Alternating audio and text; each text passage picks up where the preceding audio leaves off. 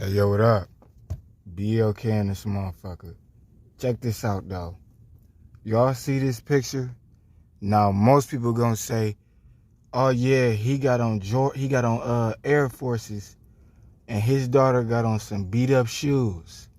You know what I'm saying? He bogus because, he's spending money on himself, but he can't afford to get his child nothing. He should have bought them shoes. He should have bought the child some shoes before himself. You know what I'm saying?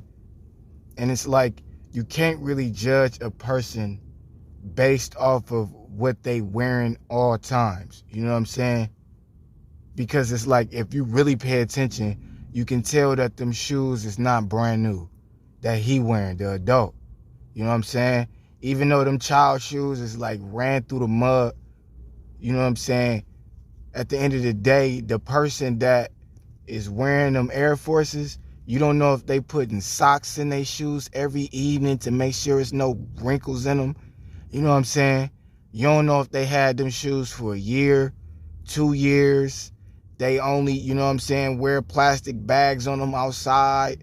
You feel me? You don't know if they ironing the top of the shoe to try to keep the wrinkles out. You don't know. You don't know if that's their only pair of shoes, if they only got 2 pair of shoes. You know what I'm saying? You don't know if that child just got them shoes like a month ago, you feel me, and they wrecking every pair. You don't know. You know what I'm saying? So, because realistically speaking, there are people that can't afford to buy their children shoes. You know what I'm saying? It's a lot of individuals that can't afford that. You feel me? And it's because, they made the wrong decisions in life, yeah, and it's their fault, yeah. But at the end of the day, you can't really say, oh, they spending money on themselves and not their child. You feel me? Because it's like, look at 8 Mile, you know what I'm saying? That movie said it all.